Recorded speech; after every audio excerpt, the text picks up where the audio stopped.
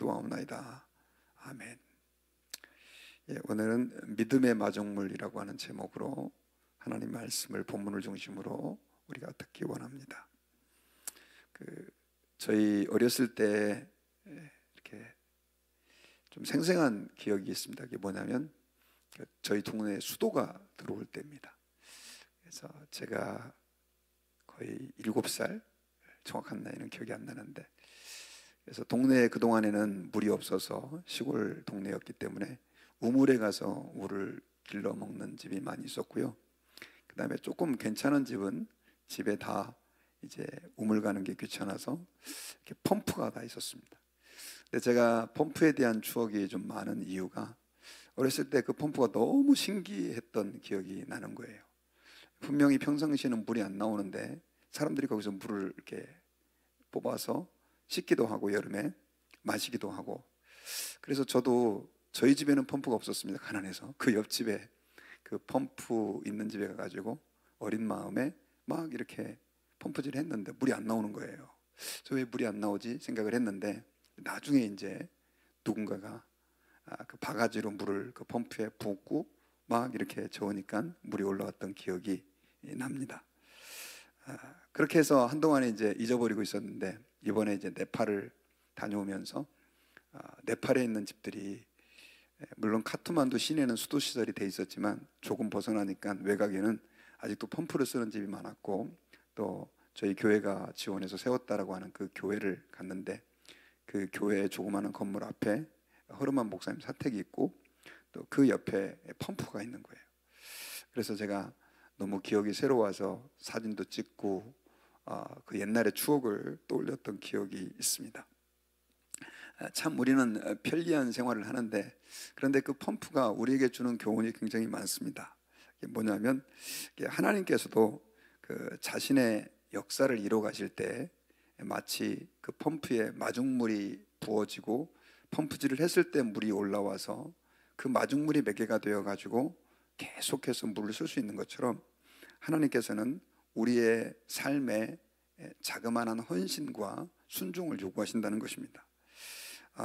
어제 제가 말씀드렸지만 엘리사가 물을 정결케 할 때 새 그릇에다가 소금을 가져와 가지고 그걸 가지고 물의 근원에다가 부으니까 그 물이 맑아졌다, 이렇게 말씀드렸습니다. 사실 물이 깨끗해지고 정화되는 것은 소금 가지고 되질 않죠. 그런데 하나님께서 엘리사에게 그것을 요구하신 것은 사람들에게 어떤 순종의 그 마중물을 요구하셔서 하나님의 기적과 역사를 이루어 가신 것입니다. 또 나중에도 여러분 보면 알겠지만 엘리야가 사렙다 과부에게 가서 굉장히 가물고 먹을 것이 없을 때 그 마지막 남은 밀가루로 자기와 아들이 그걸 먹고 죽으려고 그렇게 생각을 했을 때, 엘리야가 그걸 나한테 떡으로 만들어서 가져오라 라고 얘기를 하잖아요. 참 파렴치한 사람도 이런 파렴치한 사람이 있을 수 있습니까? 그런데 이 엘리야와 그 사렙다 과부는 그걸 갖다 순종을 하죠. 그랬을 때 하나님의 기적이 그 사렙다 과부에게 이루어지는데, 밀가루가 마르지 않고 기름이 마르지 않는 그런 역사가 있었던 것입니다. 우리는 신앙생활을 하나님의 은혜라고 말을 합니다. 그런데 그 하나님의 은혜는 항상 이렇게 우리의 작은 헌신의 마중물과 함께 이루어진다는 사실을 기억해야 합니다.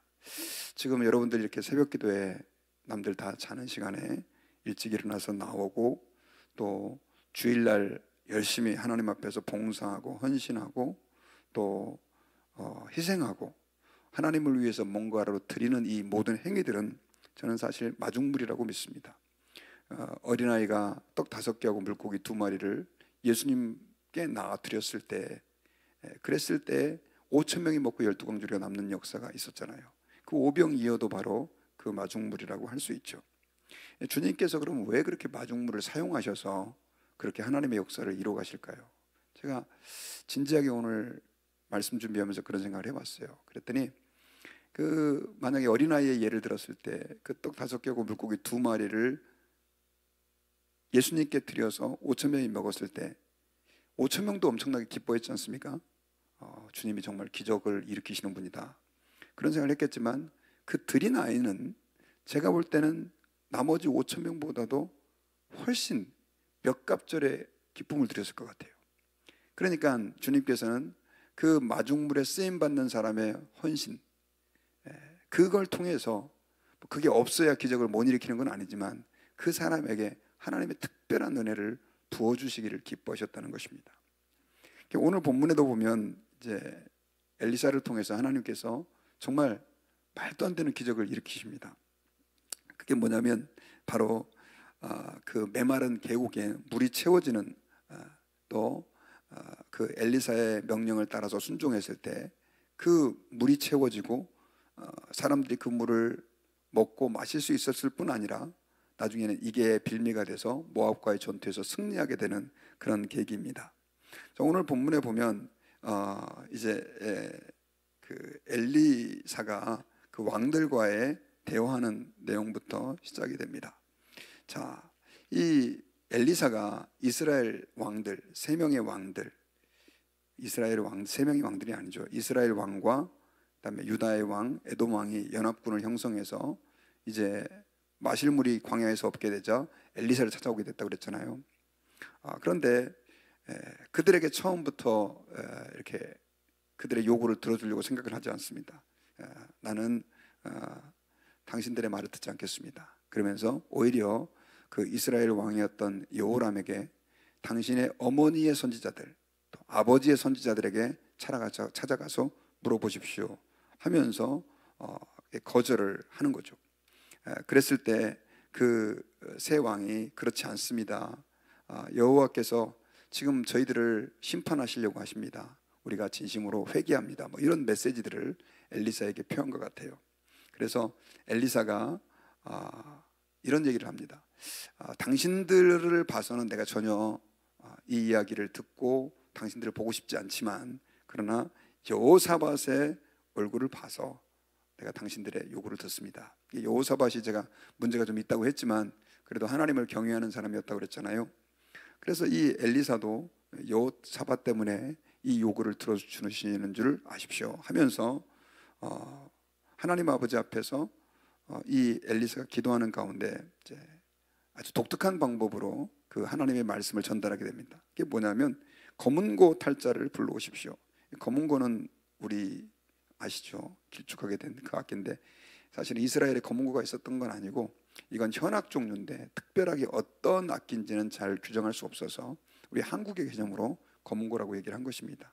그래서 어떤 사람은 수금이라고도 하고 하여튼 이렇게 현을 튕기는 어떤 그런 악기 종류인데 이걸 갖다가 연주를 해달라고 합니다.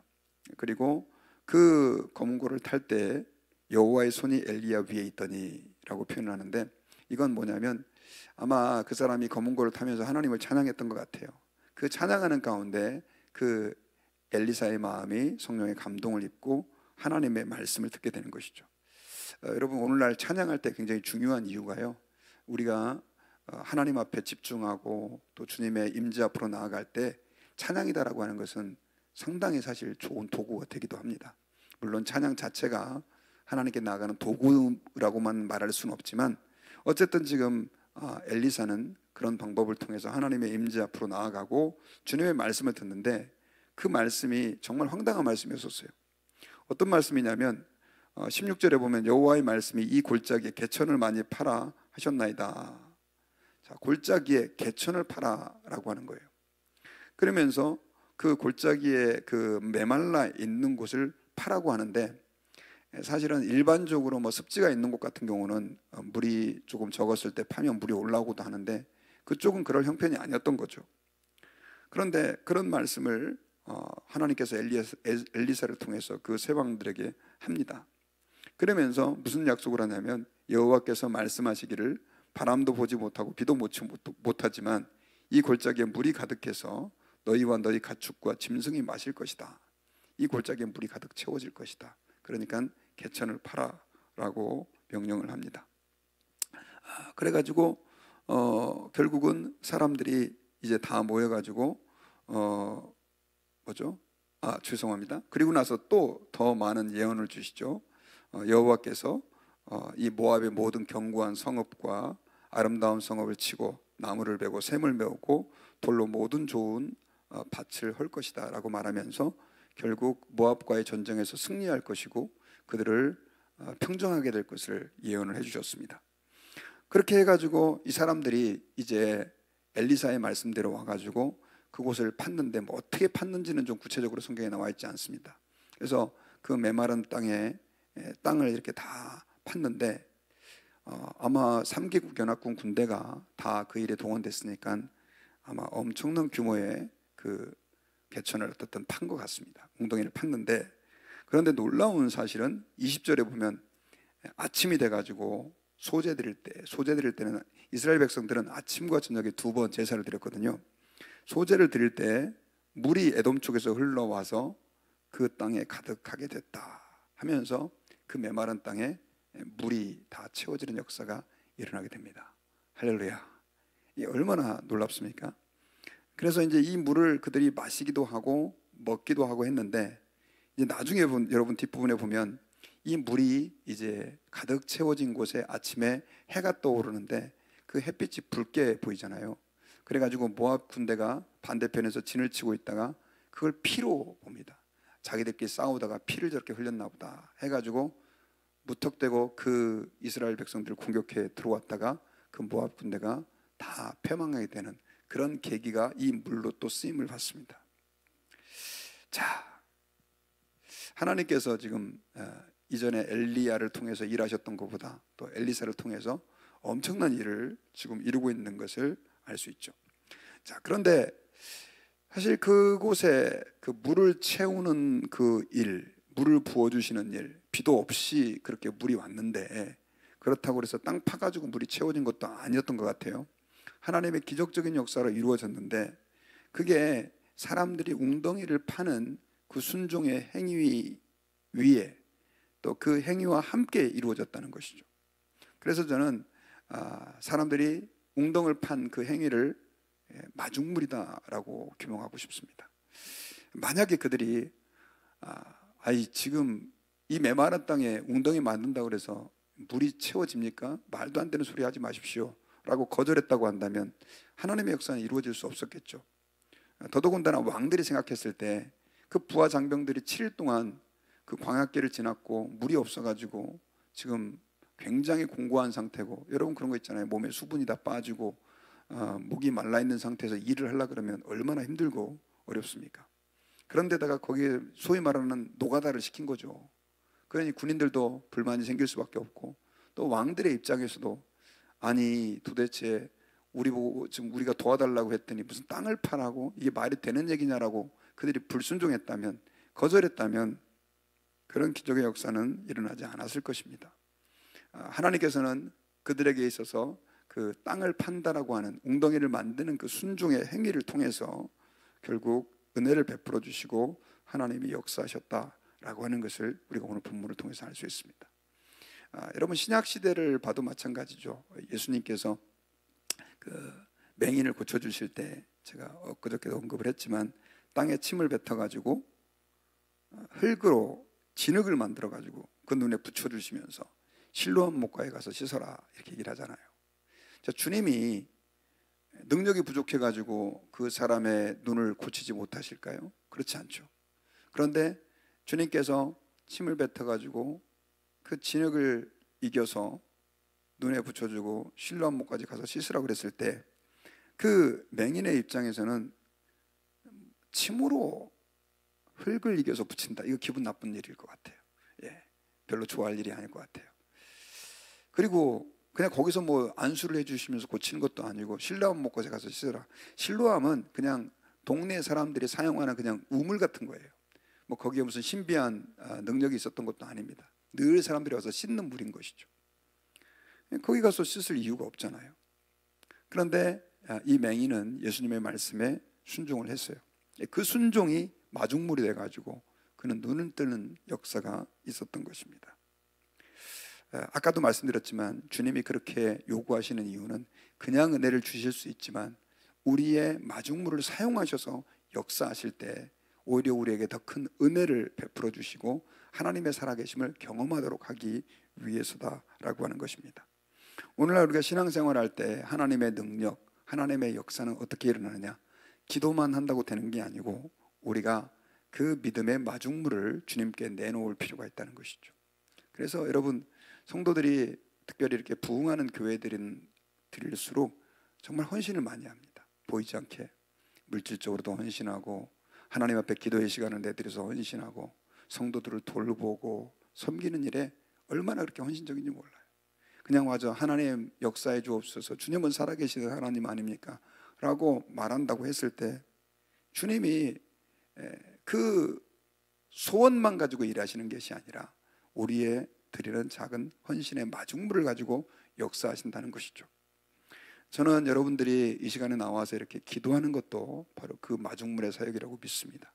또 보이지 않게 성도들을 위해서 권면하고, 또 그들을 위해서 기도하고, 또 희생하고 헌신하고, 또 이렇게 주일날 이렇게 교사로 봉사하고 찬양팀으로 헌신하고, 또 보이지 않게 성도들이 이것저것 다 헌신하는데 그 헌신이 하나님 앞에서 주님의 역사가 일어나는 마중물이라고 믿습니다. 제가 역대하를 읽는데, 역대상이죠, 참 역대상을 읽는데 거기에 보면 이렇게 족보도 많이 나오고, 또 예배를 드릴 때 레위 지파가 어떻게 하나님의 성전에서 일을 하고 있는가 보면, 거기 보면 이렇게 문지기들의 이름들도 쭉 나와요. 어느 문은 누가 지키고 어느 문은 누가 지키고. 참 지루한 부분인데, 근데 그런 부분을 읽으면서 제가 지난주에 은혜를 받았어요.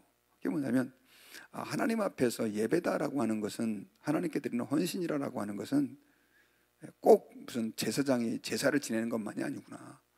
정말 보이지 않게 문지기를 하고 곡간을 지키고, 그런 것도 주님이 일들이다 그 사람들의 이름을 기록해서 기념하고, 또 그들의 일을 주님이 높여주고 계시는구나 하는 생각들을 제가 하게 됐습니다.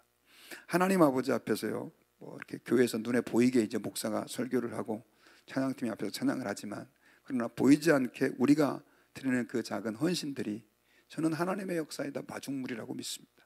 그렇게 했을 때 하나님의 큰 일들이 우리를 통해서 이루어지고, 하나님께서 그 과정을 통해서 기적을 이루어 가신다는 것을 저와 여러분들이 기억해야 합니다. 그러므로 하나님 아버지 앞에서 저와 여러분들 사는 날 동안 내가 하나님께 드려야 될 그 마중물이 무엇인가? 펌프에 조그만한 바가지로 한 바가지라도 물을 부으면 그 바가지가 몇십 배, 몇백 배의 물을 퍼올리게 하는 하나의 마중물이 되는 것처럼, 우리가 하나님 아버지 앞에서 내가 드릴 수 있는 작은 헌신, 그것이 어린아이의 오병이어와 같다 할지라도, 또 메마른 땅에 땅을 파는 것처럼, 오늘 본문에서 그 세 왕들의 연합군들이 웅덩이를 그저 순종하여 팠을 때 그곳에 물이 다 채워지는 것처럼, 그런 하나님의 역사가 우리의 마중물을 통해 이루어진다는 것을 기억하시고, 우리가 우리의 처지에서 내가 할 수 있는 헌신들을 우리 주님께 드릴 때 우리 가정에 그런 하나님의 기적의 역사, 또 우리 교회에 그런 하나님의 능력의 역사가 나타나게 될 줄 믿습니다. 우리 같이 기도하겠습니다.